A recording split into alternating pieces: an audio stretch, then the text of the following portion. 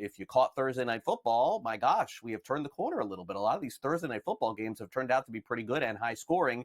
Indeed, the case last night, the Denver Broncos took an early lead against the Los Angeles Chargers, but LA stormed back not only to win, but to cover the spread. So they bounced back after that very poor performance against the Tampa Bay Buccaneers. The final 34-27 in this one. Good games all around. Really, I would say spread around in terms of offense for the Chargers, and Justin Herbert, who was able to find a connection with several of his wide receivers. Gus Edwards also got in the end zone as well. Jim Harbaugh happy with the effort. The only complaint he had after the game was basically saying it's really hard to pinpoint one or two players that played well. It was a real team effort. Just so many great plays. I mean, I mean, it must have been tough for the Thursday night crew to, pick out somebody, to who did they actually pick out to go on the set after the game? I don't know either. I mean, that would have been a tough one. They would have, probably said, hey, we need who do you need? I mean, there's 10 guys, 15 guys you could have picked from, and they'd be saying, well, pick one. Who? Which one? Flip a coin.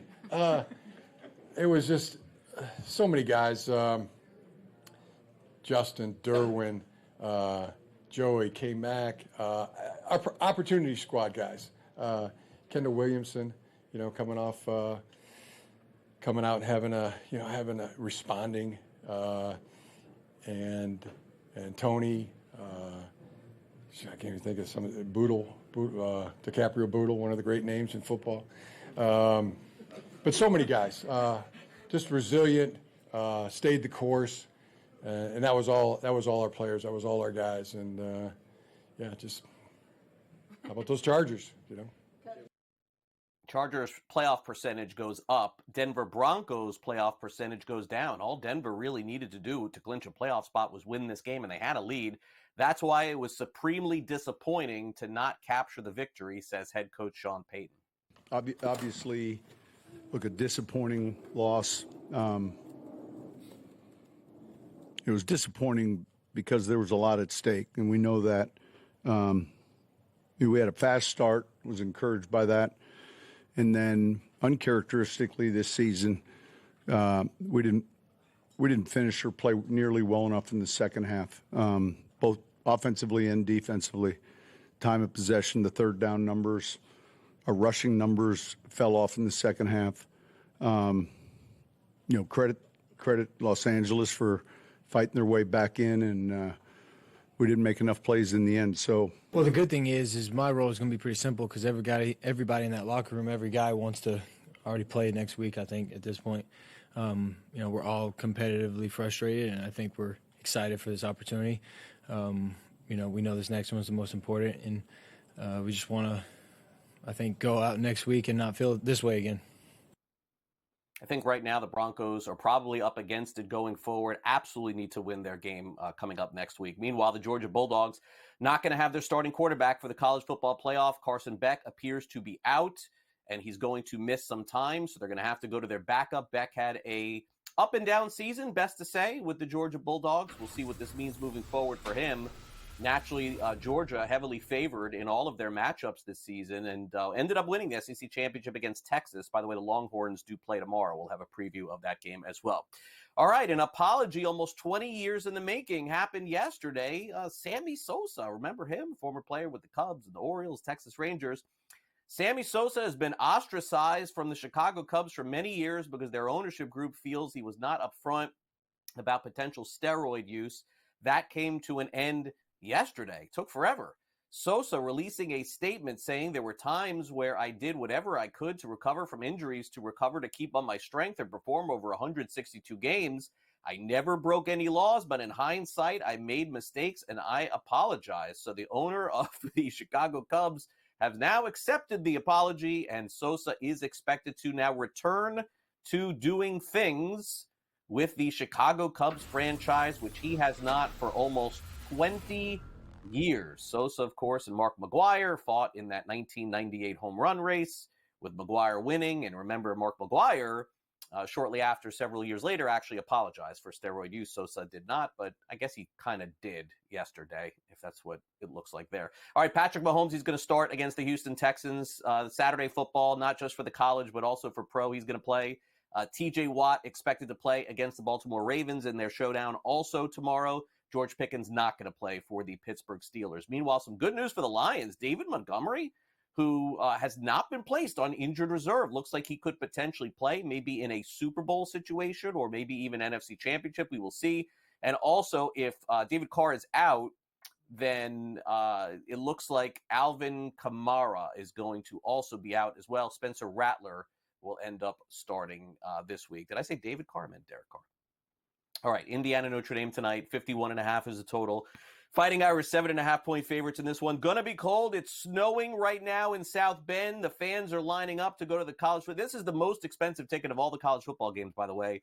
Notre Dame, you see some 7, but mostly 7.5-point favorites tonight to advance. Also, another bowl game. It's the Cure Bowl coming up in, 12 o'clock Eastern. We're almost on the air for a bowl game. That's pretty cool. Ohio now up to 5.5-point favorites against Jacksonville State.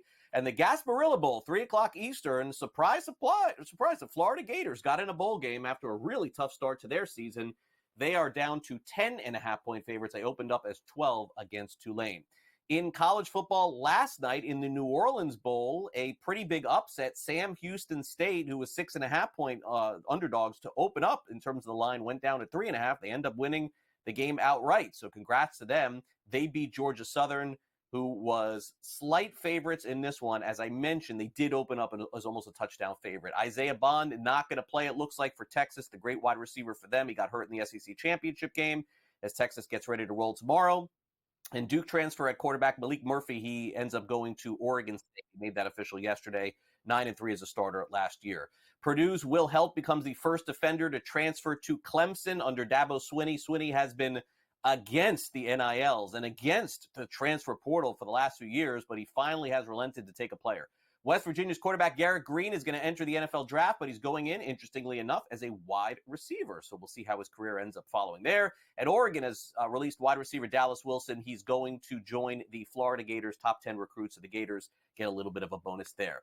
In the NBA last night, big win for the New York Knicks. Karl-Anthony Towns, 32 points, 20 rebounds, 6 assists. He went back to Minnesota and won pretty handily. The Knicks win 133-107 in that matchup. Meanwhile, the Warriors end up getting crushed by the Memphis Grizzlies. What do I mean? 144-93, just 2 points for Steph Curry, one of the worst games of his NBA career.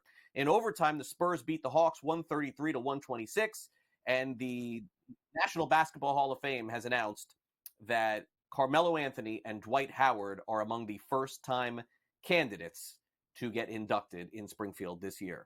Tonight in the NBA, the Hornets 10.5-point road underdogs in Philadelphia. We don't know if Joel Embiid is going to play. Generally, that's the way it's been every game of the season. Donovan Mitchell at the Cavs, 9-point home favorites against the Milwaukee Bucks. And a really good game tonight here in South Florida as the Oklahoma City Thunder will travel to Miami to take on the Heat. So welcome back to Newswire here on SportsGrid. Sam McQuillan is with us ahead of the holidays coming up next week. Thanks to Sam for appearing on the show, courtesy of LegalSportsReport.com.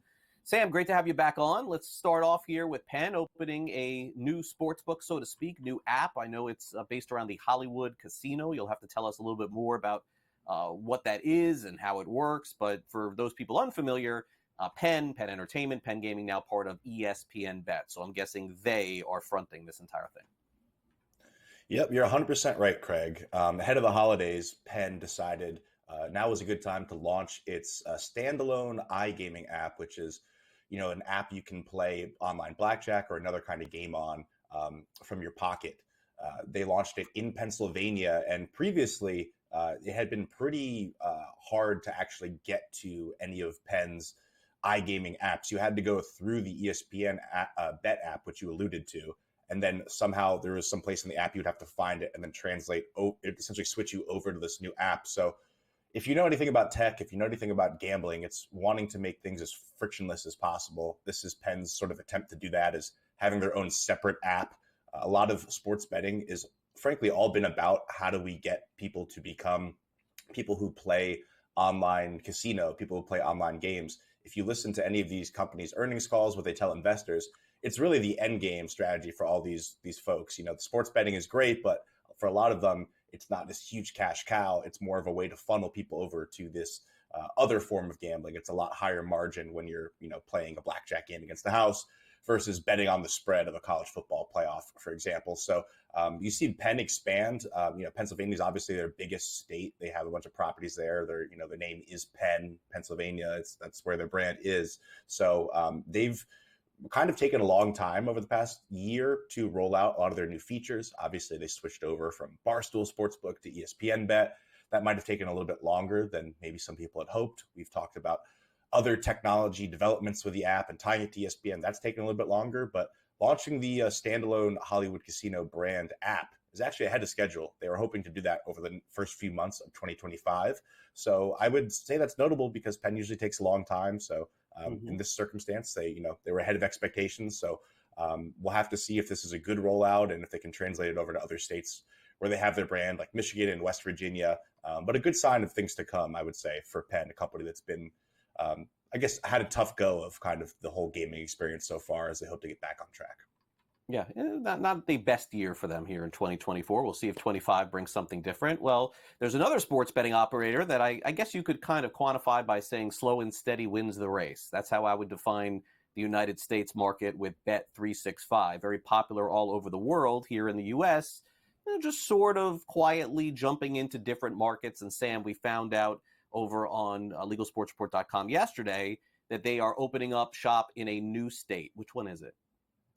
Yeah, first of all, I would say the way you've described Bet365 strategy is spot on. While you've had a company like Penn try to come out here and throw dollars and try to expand in 17 states at once, Bet365 is really waited in the shadows. But the big development here is them launching in Illinois, which is one of the biggest states in the U.S. And for them, it's their biggest state that they're live in now. This is a privately owned company, which is a huge global powerhouse across the world. They have a ton of money. So it's been really interesting to see them take this slow strategy where, they first launched in Colorado a few years ago and then in New Jersey, but they really can kind of turn this on whenever they want to. And I would say Illinois, being a huge state, being a huge sports state, is a big development in kind of the slow and steady race that they've been.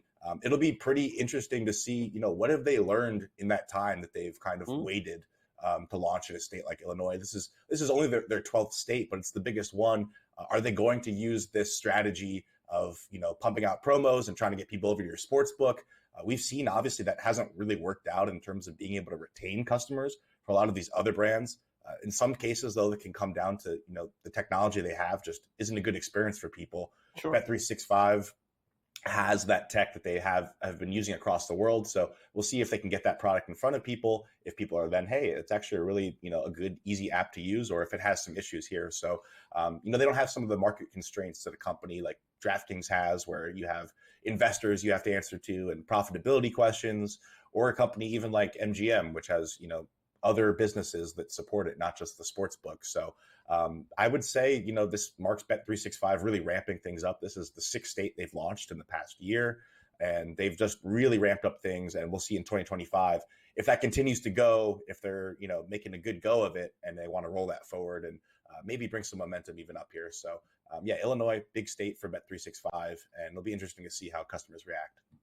All right, we'll find out in the future with Bet365. Now, this is really interesting because I think it's a great idea.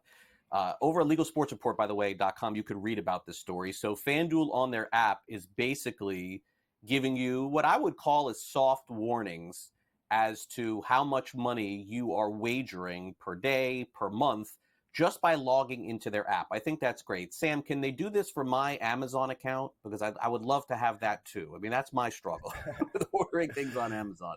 But for FanDuel, obviously, I'm being cynical. It's a little bit more for sports bettors. Got to be careful. And I really like this idea. And I hope other apps take a cue from this, because it certainly would enlighten people as to how much money they're wagering each month. Yeah, Craig, I'm not sure if anything can be done for your shopping addiction, but FanDuel is certainly trying to do as much as they can for people's, quote unquote, betting addiction or issues gambling, responsible gaming to address this. They launched this new tool called My Spend, which essentially helps customers track their betting habits. It's kind of unique and personalized to what everyone's doing versus just a blanket 1-800-GAMBLER number, or if you need help, click this button. It's launched across all their different products, where this dashboard that helps you see how much you've deposited over time, how much you're net winning, how much you're winning on a monthly basis, a daily basis, kind of more data where people can actually visualize, oh, wow, this is really what I'm doing. Okay, I'm not just, monitoring it by I'm depositing $10 every couple of weeks. It's actually going to show you how everything shakes out net. And I think it's really important because FanDuel has been kind of, along with DraftKings, has been at the forefront of using technology to get more money out of their customers, to give customers a better experience, more bets that are profitable for them. So that kind of thing, when you translate that over to responsible gaming, it's really important for an industry now that we've talked about, has been in the news. Congress is thinking about ways that they can address, advertisements or the use of AI to cater bets to customers. And, the Super Bowl is going to come up. You're going to see a ton of ads. So I would say this is FanDuel trying to get more ahead on the responsible gaming front than we've seen other companies do in the past. So it's actually really cool to see them use, we've had so much success with this technology in terms of getting money from people. How can we use that to actually help people? So they're going to have this ad campaign around this too, which I imagine we'll see more around the holidays, more around this heavy sports calendar we have coming up, where they're going to, kind of show people this tool and make it more aware. So it's not just a fancy thing you talk about and get a good press release with. So yeah, I would say 2025, you'd expect more to come along this front of other companies trying to do, these personalized responsible gaming tools versus just, hey, make sure you gamble responsibly. And FanDuel is definitely at the forefront here. All right. I like the idea, Sam. And again, thanks for coming on. Happy holidays to you and your family. I think we'll probably catch up after the holidays next week. Thanks again for coming on, and enjoy the rest of your weekend. Yeah, sounds good. Thanks, Craig. Happy holidays to you too.